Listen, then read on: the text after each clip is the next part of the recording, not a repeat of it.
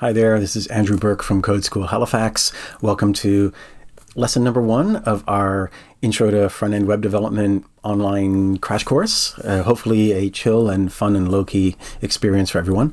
And today we're just going to get introduced to some of the tools that we're going to be using and get started by showing you how you actually can set up a page and look at it in a browser. Okay, ready to go? Let's do this. Here we are at what we see at the beginning of every great project, large or small, a blank text editor window. Now, first thing you need to know about doing web development is that basically everything is plain text of various kinds. Now, there's all sorts of little special codes and things and tags and brackets and all sorts of things like that in there. But deep down, it's all plain text, stuff you can just type in on your keyboard and read with basically anything that can read plain text, from Notepad to all these fancy high-end development environments. And what web developers have often settled on is what are known as text editors, which are fairly complex. They read and write plain text, but when you're working on it, they've got all sorts of ways to help you edit it in various ways. And we'll show you all sorts of features very shortly. The big current one that's really popular right now is one called Visual Studio Code. It's done by Microsoft, but there's been many other text editors over the years. TextMate, Sublime Text, BBEdit. There's all sorts of text editors out there. I've used really nerdy ones like Emacs and Vim, if you're into the terminal window kind of stuff. But over the last year or so, Visual Studio Code has kind of taken over, and it's become sort of the default text editor tool for many professional developers out there. But because it's plain text, it's fairly easy to get started by just typing and doing things like that. So what we're actually going to be doing here is getting you started with the actual pro tools that real professionals use. What's nice with web development also is that almost everything is free. A lot of it is open source, and a lot of it is free to download and install. And it's cross-platform. It works on the Mac, it works on Windows, works on Linux. You can use almost anything to manage all this stuff. So it's a really great time to be a web developer because all the tools are really powerful and they're almost all free as well, which is great. So we're just going to start ourselves up with a new project here in Visual Studio Code. If you don't have Visual Studio Code yet, you can just go online and download it from code.visualstudio.com, which looks something like this. And it'll have a download for whatever if you're on a Mac, it'll say download for Mac. If you're on Windows, it'll say download for Windows. It also works on Linux. And like I said, it's pretty full-featured and powerful. Lots of professionals use it, and there's lots and lots of plugins. We're going to use some of the basic elements. We're not going to get too deep into all the extra widgets inside of it. But there's a lot going on that the Visual Studio Code editor can help you work on. So give it a shot, download it, install it, then you should be ready to get rolling. So we're going to now set up ourselves a new project. And when you get into Visual Studio Code, you'll see on the side here a bunch of these little icons. These are tools, and they pop up a sidebar thing. So different ones, search and file editing and a bunch of other ones. But what you want to do is open a folder. Okay, so if you hit that, it gives you your browser of your files. So if I'm on a Mac, so I got this Finder sort of thing. If you're on Windows, you'll have your own way of doing it. And find yourself a folder somewhere in your documents, make a new one. I've already got one here called Recoveries, and I go open. So the way that when you're working on a software project, most of the time you're going to have a whole bunch of different files. It's not like when you're working on a single document in Microsoft Word, you have one document and one file. Coding, you end up having lots of files. And so usually you're working in a whole folder of files or a whole series of nested folders of files. And it's handy to have them all managed in this sidebar. Now we've got ourselves a folder. We don't have anything in here yet. So we're going to make our first page. I'm going to go over to here. You can see here, new file. Okay, so it's just in this little bar at the top, and make sure you're in the one that's got the same name as the folder you're in. You can also go file, new file up here. But I like to do it right in here. And then it pops up a new slot, and you can give it a name. And in this case, we're going to call it index.html. Okay, now you notice as soon as I hit that, the logo, the icon there turned into this little tags, little triangles thing in orange. And you can see here it's highlighted, and down here it's already picked the type of document. So one nice thing with text editors, especially things like Visual Studio Code, is they're smart and they know the language you're working in, and they can provide you all sorts of extra support for the language you're working in. Now, before we start doing any HTML at all, let's just do some stuff and write some text to here, and just to show you how to get around and do things. So I'll say hello world. Okay, and you'll see as I was typing, a few things happened. One, we have line numbers showing up on the side. Line numbers will become extremely useful down the line as we start to do things. It says here, one unsaved. We have a file, we've made some changes, but we haven't saved it yet. Here it's showing that there's the little one, that means one unsaved file. And we can tell which file that is because up here in the tabs at the top, what's usually an X is now a circle. Okay, so once you've saved, if you go File, Save, okay, File, Save, now it goes back to X, and this doesn't say anything about unsaved, and this doesn't have a little number in it. Okay, let's make another change.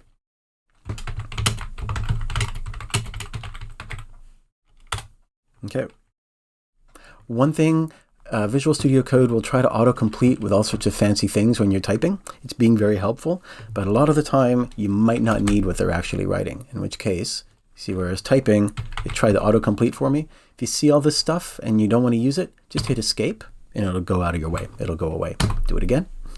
Okay, usually those helpful things are actually helpful. At this stage, they're not super helpful. So we've got another one here. Now, let's save this. File, Save. Okay, and let's look at this and find this in our file system so we can actually look at it in a browser. Okay, so the nice thing with doing web development, at least the basic types that we're going to be doing here, where it's just HTML, CSS, and JavaScript, is it's all available directly on your computer without any extra server software or extra fancy stuff. You don't have to post it anywhere. You can just open up the files locally in your favorite browser and they will work for the most part. So if you right click in here, it should have a Reveal in Finder or Reveal in Explorer if you're on Windows, and you can hit that and it'll open the appropriate folder to show you where it is. So here we are. And if you just double click, it would open it in a different window here. If you just double click, here is our file that we were just working on. Hello world, we're learning how to code. And you see up here it says files, whatever, whatever. Now by default, I'm set up here to use the Macintosh browser Safari, but you can use Chrome, Firefox. I would recommend maybe not using Internet Explorer too much, although for most of what we're doing here today in this class, it should be okay. But even Microsoft has a new browser called Edge, which is somewhat better, but I know a lot of you out there are probably using Chrome. Chrome is great. There's nothing wrong with using Chrome. It's great. So it's going to have lots of tools. We're going to use a bunch of different browsers as we go, but since Safari is sort of the default for me here, I'm going to use that for most of the stuff. But all of this applies pretty well to Chrome and Firefox and other ones as well. So here's our page on the web. It's not really on the web, but it's in a browser. Here's our file.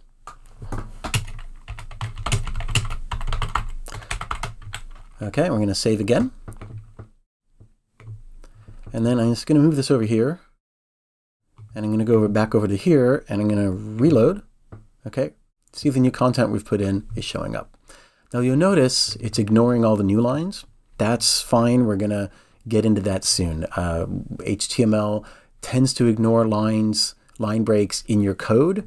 You have to add special things to make it understand a line break. But that means you can break things out here to make it clearer and easier for you to handle over here without worrying about here. But before we get too much further, I want to talk about keyboard shortcuts. Okay, so programmers, we're going to be typing a lot. So usually you want to keep your hands on the keyboard and type a lot and do most of the commands that you're trying to do, most of the special things you're trying to do just by typing rather than reaching over, grabbing your mouse, picking from menus, etc. It's handy to use menus for things you don't use that often, but for things you do use regularly, it's good to learn the keyboard shortcuts. And Visual Studio Code has tons of keyboard shortcuts. There's a whole keyboard shortcuts reference you can get here. There's also, while you're here in the help menu, look for introductory videos and tips and tricks. It's really good to get a chance to take the time to learn your text editor. There's a whole lot of things that make things a lot easier. But we'll get started early at the beginning here. We'll not worry too much about it. But if you could just pop this, you can see here. Here's a whole reference. It's in a PDF. And there's all sorts of things, basic editing. One quick thing that's useful, you might want to try every time you're working on things. The ones that really come out, the really nice, useful things for editing, as you'll discover, are how to move a line out, how to move a line in, how to get rid of a line and bring it back, how to delete a whole line, how to go to the beginning or end of a line, or to go to the beginning or end of a file. okay, and move things around. So that's handy. These are little things you'll get the hang of. You'll see me doing things myself. You'll be like, how did he just hop around that fast? Well, I've been doing this for a while, but basically I'm doing various versions of what's in this little section here in your tool shortcuts thing. So there's tons of things in here. Don't worry if you don't understand what half of this means. That's fine. We're just getting started. Okay, so there we go. So anyway,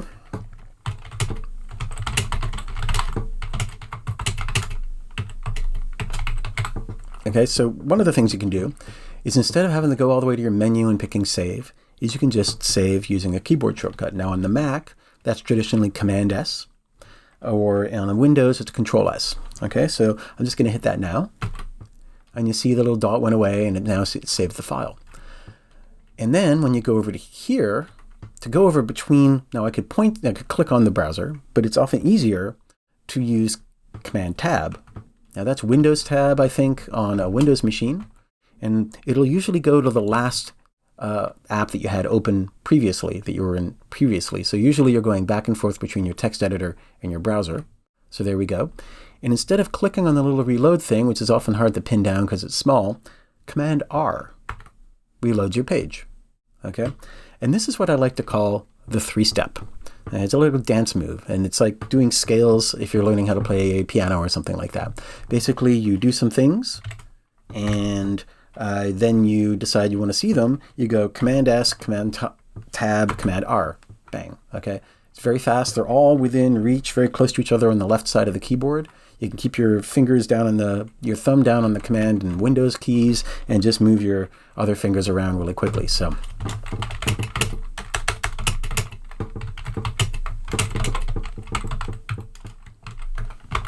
Okay, very fast.